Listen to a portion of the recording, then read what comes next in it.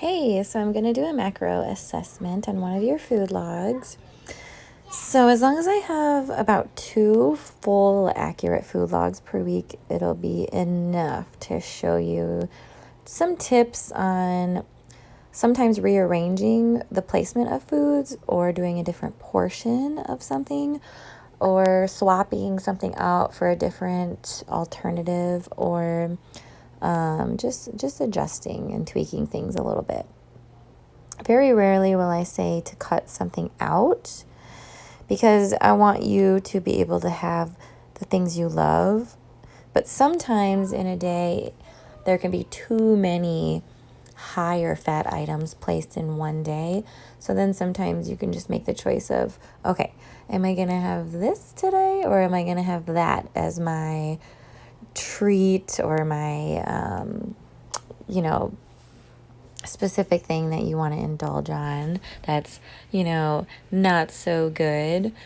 But not everything we eat all day is going to be healthy, nutrient dense. You're going to have those foods that are emptier, and some of them happen to be higher fat things like cookies, pastries, and stuff like that. But you can also overeat healthy foods as well.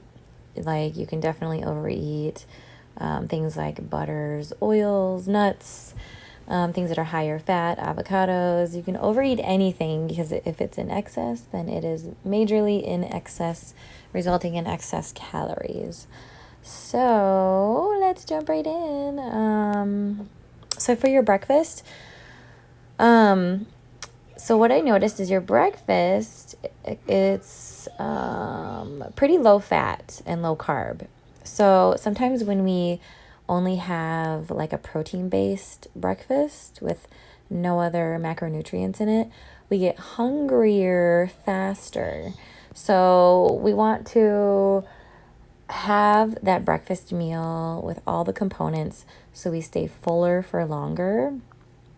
But honestly, I know sometimes people aren't that hungry when they wake up in the morning, and then they kind of have a higher calorie lunch. So depending on what you're doing that day, I would just kind of gauge your breakfasts in that way. So if you had your breakfast and you know you have a long day at work and you're going to be busy, I would have a well-balanced full breakfast with all the macronutrients with carbs, fats, and proteins. But sometimes if it's like, Saturday, Sunday morning, it's okay to have a lower fat, protein-based breakfast and then maybe do a bigger lunch. Hopefully that makes sense. But yeah, I would have added in some sort of zero carb factor, and then you could have had actual peanut butter. So you would have had more fats and you would have had a little bit of carb action and along with your protein. So if you felt super hungry shortly after that, that's why. If not, then I guess you were all good then. But usually you'll kind of feel that way if it's a low-cal breakfast. And it wasn't necessarily lower calorie.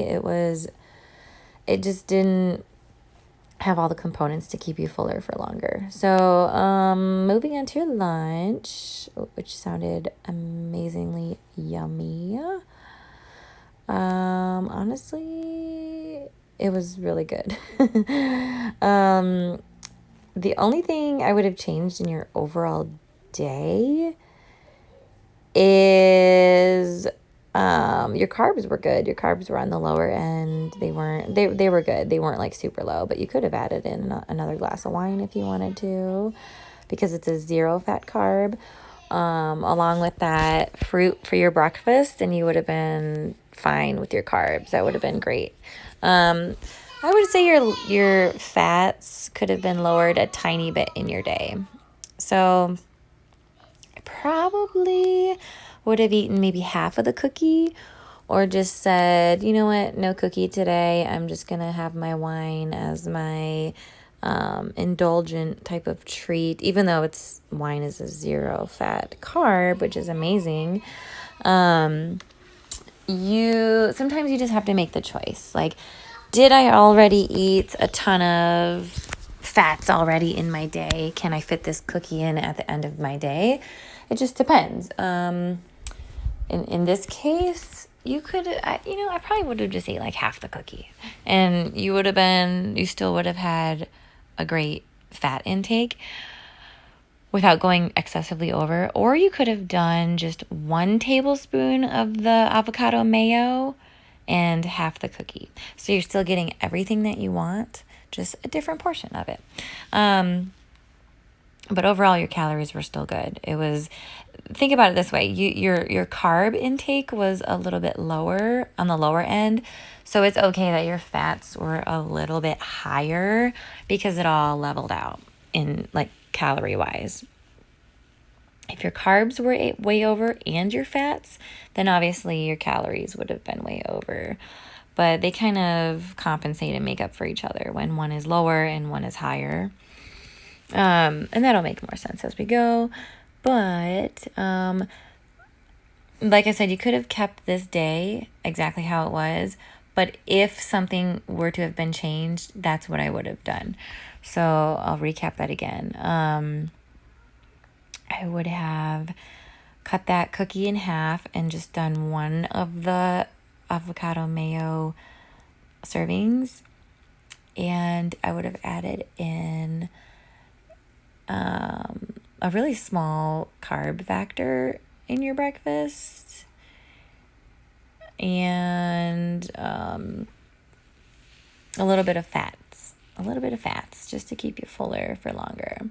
So sometimes you're kind of swapping and rearranging things, and you're still ending up with the same caloric intake, but your macros are just a little bit different.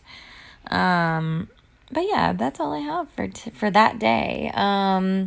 It was the most I could show tips and ways and a better platform to have the opportunity to show you different ways of doing those things, like rearranging some foods or swapping this for that.